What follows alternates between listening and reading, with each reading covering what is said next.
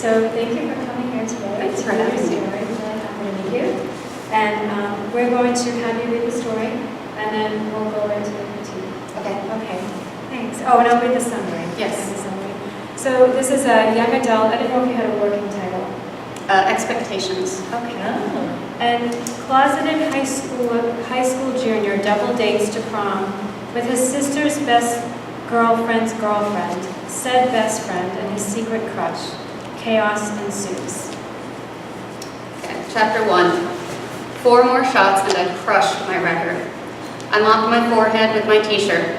My brows did nothing to keep the sweat from trickling into my eyes as I squinted at the soccer balls lined up in front of me, my chest heaving. If I made these, maybe my life would get back into shape. I lined up the first shot and let loose. Mother, bam. Loving, bam. Junior, bam.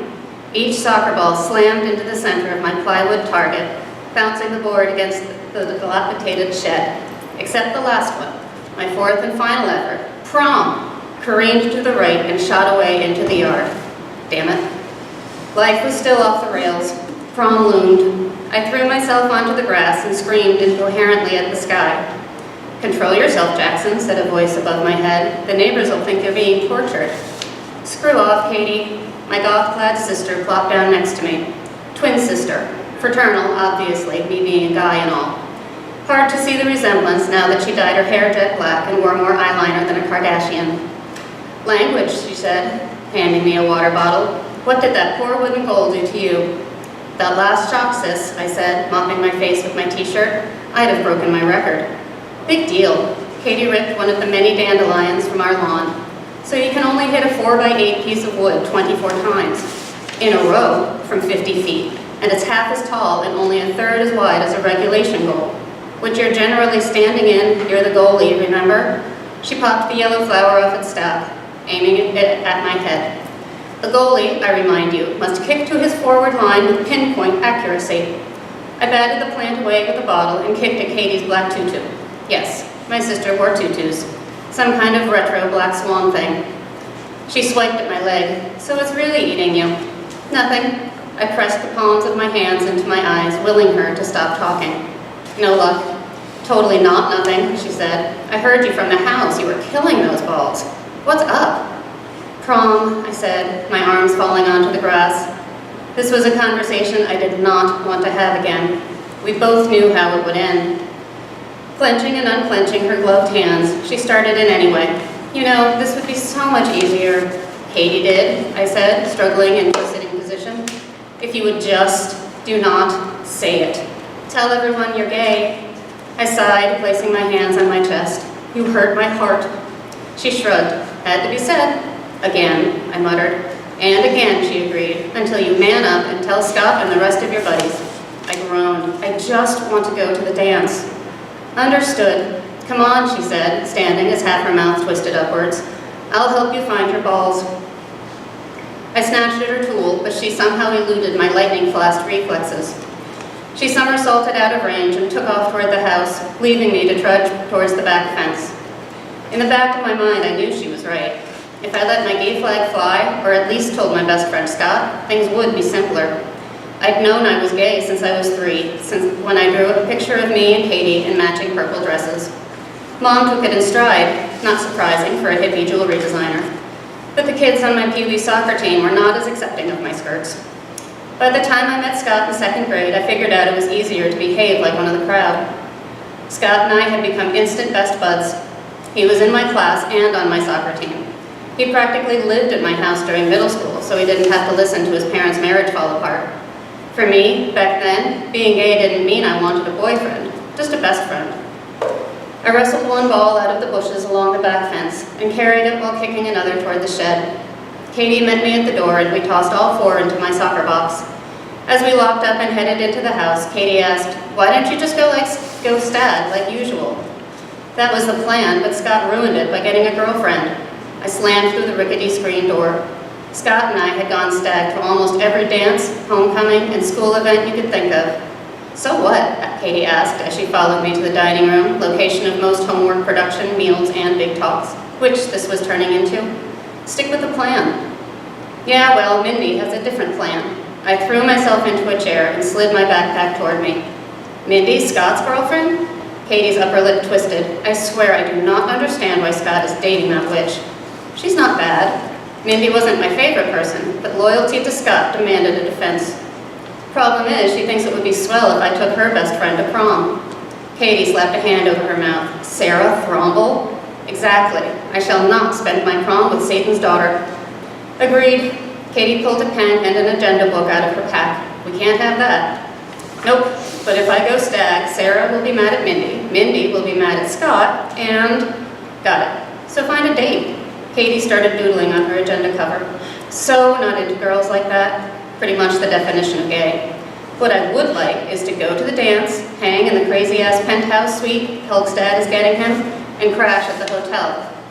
Hulk was the oldest child of the richest man in town. That same man thought the sun shone out of Brandon's ass. When his golden boy asked, he'd ponied up enough dough to pay for the penthouse suite so his favorite son could have an after-prom blowout. That plan is officially toast, I said. Scott and I got a room to share, now he wants it for him and Mindy. And you won't give it to him? Of course I will. I mean, I did. Actually, he paid for it. But that leaves me no place to crash. I turned out my pockets and leaned my chair back on two legs. Me got's no money for me own room. Stop talking like a muppet, Katie said. Crash in Hulk's penthouse. And listen to him with his girlfriend? Watch everyone making out on the couch while I'm trying to sleep? No. And gross. Not gross. I know for a fact you made out with Sarah Patel 6 months ago. I nodded solemnly. Indeed I did. It's not that I hadn't made out with other girls either. I had, in fact, gotten some pretty good feedback. My mother, bless her feminist heart, sat me and Katie down when we were 11 and not only told us about the birds and bees, but gave us detailed anatomical descriptions of what organs went where and which areas should be caressed for maximum effect. There had been charts and a whiteboard. Don't make me say more. I'm sick of faking, I said. It's not fun. Plus, if I go stag, Mindy will be after me all night, asking what's wrong with Sarah. I'm liable to tell her. That would be unwise, although you could avoid that if you went with a friend. You can get a hotel room with a friend. You can too. I tried another tack. All my girlfriends already have dates. All of them? All of the fun ones. I checked. I was even considering your friend Kelly, but I heard she's already going. I could have told you that. Kelly's going with Lee Constance. What? My chair crashed to the floor. They've been dating for ages, didn't you know? Katie raised an eyebrow. And what's it to you anyway? Doesn't matter to me. I bent and rubbed my ankle. But they're a weird couple, no? Theater boy and cheerleader? They're both on the gymnastics squad, Dumbo. Right, I knew that. I'd been to every one of Katie's meets, and she'd been to most of my soccer games. Mom had an art gallery in town and worked there most afternoons, so the two of us were each other's primary cheerleaders. Plus, we shared a car, so hanging around while the gymnastics team practiced wasn't unusual for me. Never mind that Scott offered me a lift home nearly every day. Fact is, I liked watching them practice. Some gymnasts more than others, Lee more than the rest, combined. I'm glad you read it because I liked hearing all the inflections. Yeah, it was good. It was good. So I wanted to talk to you about the story. When I started reading, I think the dialogue's good, and I like the back and forth. And you also do a really good job with in between when you have all these physical tags, such as not only just talking, but handing me a water bottle, or picking up the top of a dandelion and throwing it, or leaning over to scratch an ankle. A lot of people don't do the in-between so that you can picture what's happening while they're talking, and you're really good at that. I just talked about it. Right, right, which it happens a lot. So you do a really good job of that. And I also really like the premise of the story. And when I started off critiquing this, I was doing more, I just had a couple of comments, and I was thinking about, I was just going with you, starting the story off here. And if I were to comment on something you already had here, then I think when Katie walks over to Jackson and they're talking about the details of the goal and how many he's hit and all that, I think that you could get more in depth between the two of them if he actually tells her why he's trying to kick the ball. If I had gotten all four of them, then it meant that this would happen. Okay. And because she's goth and kind of unusual, I think that could have sparked off a more in-depth conversation between them. Okay. So that was how I started off. When I got to the section where they started talking about prom, within half a page, there must have been like, I'd say 6 names, but it felt like 30. There were so many names that I felt like I needed a chart. And so then it made me think, I wonder if this would be better off starting at a different place, maybe at the prom or when maybe all the kids are meeting at the limo, because that way you're not just telling us he's gay and he's uncomfortable. We're going to start seeing it through how he acts. So, I don't know, I mean, it's your story. This was, you read someone else's story and just think of one thing. But let's say they're all meeting at the limos and you don't even know he's gay yet. But you know by actions or how he thinks or how he reacts, then you start to find out he's uncomfortable based on the scene that he's already in. Maybe he glances at the guy he really likes, and that's when you start, getting some backstory. Right now, when you have all these names, I'm totally lost. But if you slowly unfold it into a scene, and you meet them, and you meet a couple of people and they interact, then the names will stick. And then you meet the next couple and there's more interaction.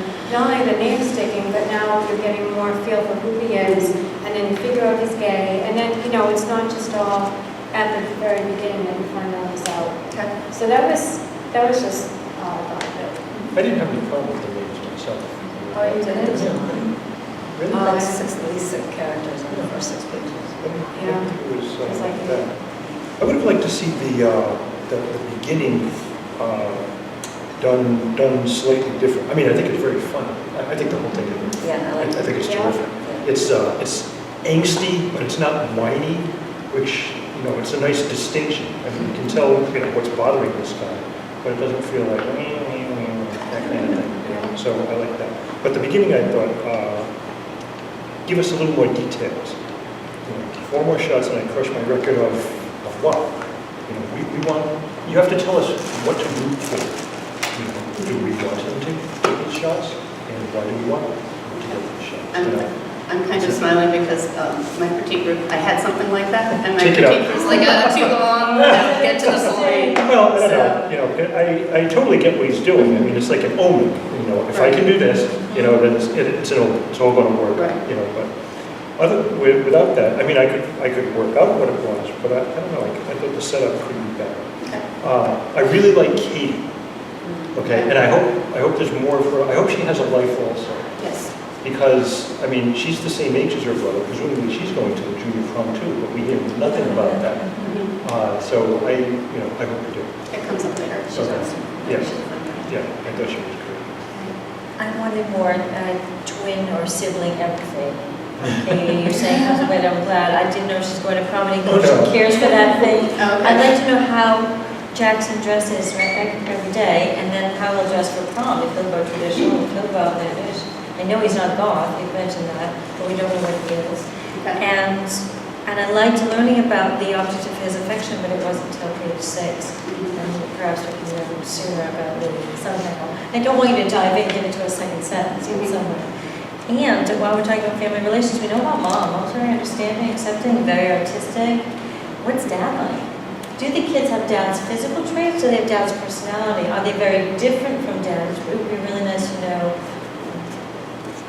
That kind of comes, and then it's, I can't remember if it's in the rest of chapter 1 or chapter 2. They talk about the father and why he's not there. And Excellent. Okay. And So it let's looks how like he what? influences them Yeah. and how they react to him. Thank you. I thought that about the empathy the first time I read it, and I wanted her to have more empathy, and then I read it again, I changed my mind. Because then I thought, no. She's taught She's her. really supportive and like Yeah. tell them to cut the crap. Like I love the line. Come on, I'll help you go find your balls. Well, I don't think I that they know. reacted But to that. is that a joke? That was Yeah. great. I said you could do it. Totally agree. Yes, yes. He kind of like snapped at her, and I'm like, did she mean that? Like, Yeah. I don't know, like The that. double entendre. It was there. hilarious. Yeah. I didn't catch the empathy as much the first time, but when I reread it, I totally saw it. So I guess in my head that's kind of how they show. They're not a very huggy-feely, No, I thought And that's good. fine. Yeah. and so the whole family, they're all pretty tight, but they don't really show it. Yeah, that they love each other. She was obviously very Yeah, supportive, right. wanted to help him. And That's right. I enjoyed her a lot. I liked him too. I can only imagine this is a very difficult situation for a kid to face his peers and have to explain something that is genuinely ridiculed. He's got to he's got to find his balls. How does he do that and maintain this sense of humor? Because I was concerned, this sounds like a sitcom. It's a very serious question that I don't know can be handled with this kind of snarky kind of humor.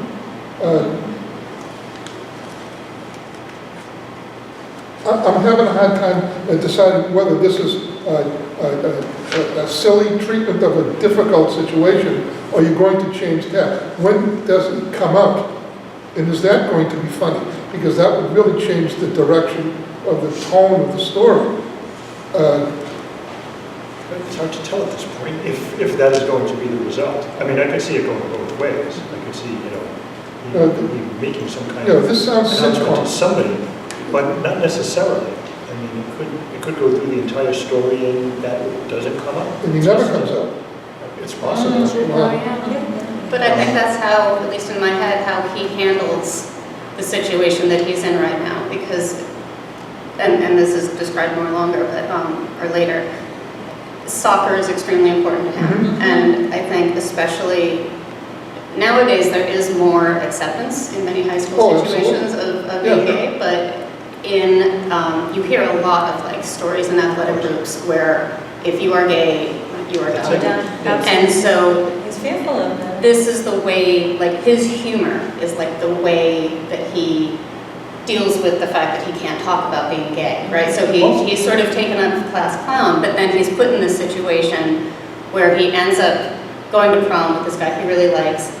And so the question then becomes, it's not a straight out, will he come out or will he won't? It's more of a question of whose loyalty, where does his loyalty lie with his best friend Scott, who he's never told, but understands this, or this guy that he is his sort of first boyfriend, and he's pulling him sort of away from Scott because they, and then there's, so there's stuff like that. So it's more of a question of, where does loyalty lie? And I agree, it's very like goofy and jokey.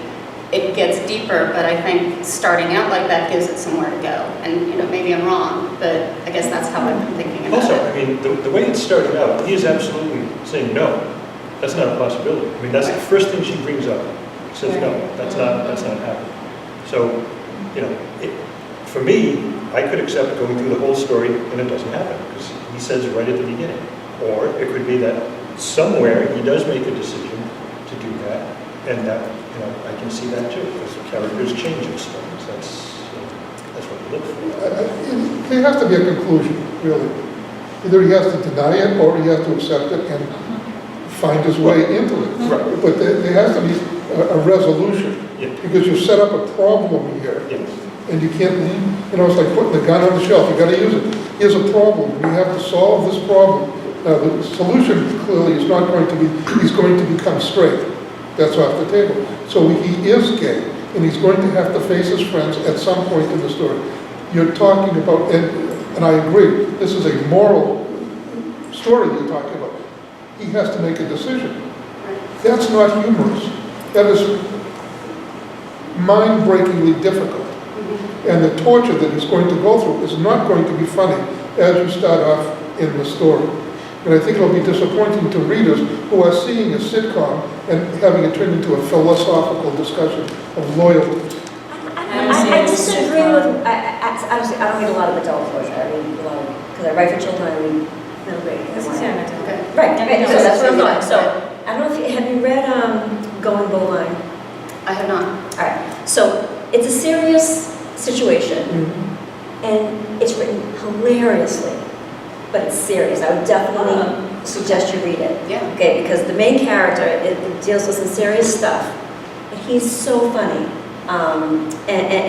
But you never lose the fact that there's some serious stuff going on. Well, Where'd You Go, Bernadette was like that. Was anyone like that? Yes. Same thing, serious, So- fun, very funny. And Simon versus the Homo Sapiens Agenda, which just came out this year, Oh, deals with this stuff Does it? too, and it's very funny as well. Does anyone else want to comment on what I had said about, is this a good place to start, or would you? I went here, I want to understand. I think we should move I on. folded that. You'll see it. Okay. Okay, yep. But that's why, we're started. The soccer stuff can filter in, but this sets the scene. Okay. It's back in my It says, mind. when he back up, I knew she, well, you say, I knew my sister was right. If I let my gay flag fly. Bang, You know- right up, now you've started the story. This is what agents are looking for. But soccer is so That- prevalent in his mind, in his world, I think I might go with his kicking the soccer ball and then discuss his feelings, the arch of his foot, how it physically feels, because he's smacking it really hard, and how he's internally feeling. And is it cathartic to do this? I thought that perhaps you could tie in that way, have the analogy or metaphor of kicking the ball as his kicking around ideas instead of I just want to say, I think the characters are likable. I think their conversation went on a little too long. I think this is, like, it kept, unless the Hulk thing is important, I don't know why it has to be in the beginning, maybe move it later. I think there's some stuff you can pull out, like him making out with the other girl. Pull that out, move it later.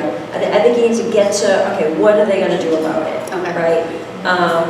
Because it's like 6 pages and we still haven't figured out what they're going to do. And it felt like, some of it felt like an info dump, Okay. a little bit. But that being said, I still would have kept reading. And I would root for Jackson. Oh, absolutely. I like him, he's likable, I want him to be happy. I would have kept reading, but I was kind of like, all right, let's get on with the conversation and let's figure out what they're gonna do. The other thing is the names that you use, so you use Sarif, and I didn't know if that was a boy or a girl's name, because it's not a common name. And then you use Lee, which can be a boy or a girl's name. So again, where there's like a gay name here, it's like, you know, if it wasn't a gay, you know, a gay main character, I could make an assumption, okay, he's talking about a boy. But in this case, I couldn't. So I would use names that are clearly single male or female. Actually, Jackson's name initially was Jordan, and I was told Oh, that's like a yeah, neutral Lee name. is the same way. My middle name is Lee. So Okay. it can be a girl's name also. Apparently, I'm a neutral name kind of person. But it confused, just saying that Sure. it confused me. 'Cause, Understandable. I don't know, okay, because the summary says, you know, that he's going with his best friend's sister's girlfriend. So if Kelly's the best friend, Lee could have been the girlfriend. Right. Right from the summary. And the Okay. summary was definitely confusing. I needed to diagram it out to figure out. No, I'm not even being sarcastic. No, I did. I had to say, okay, here's Jackson, Yeah, here's. no, I understand. So I kind of agree with that. But I think that, like I said, the characters are likable. I would definitely keep reading and rooting for Jackson to find happiness. Yes. Definitely. Everything else I think in here, that I have in here is technical and easily confusing. Okay, great. Okay. Does anyone have any other comments? They have very few line edits. I mean, Yeah. no, it's smooth, Yes. everything's very smooth. So hopefully this day doesn't have to go by. You know, that's and it's important because they want diverse characters in children's literature. So it's great that you're tackling the topic. Oh, yeah. it's a great Definitely, idea. yes. Yeah, no, We need more of it. No, we need more of it, so it's great that you're tackling the topic. Thank you. Thank you again for picking my stuff. It's been great. Oh, It's that fun. was good. It's fun. Thanks. Good. You do dialogue very well. You So thank you. Thanks a lot. It's easier for me than It's hard to do, not everyone. I can see the scene in my head Yeah. and hear what they say. And And it's like, each character has their own voice. They don't sound the same at all. Good. I can tell when Kate was talking and I can tell when Jackson was talking. okay, good, great, thank you. Thank you so much. I really appreciate it. It's nice to meet you too. Thank you. Thank you everyone else for coming today too. So. Keep writing. Thank you. That's right.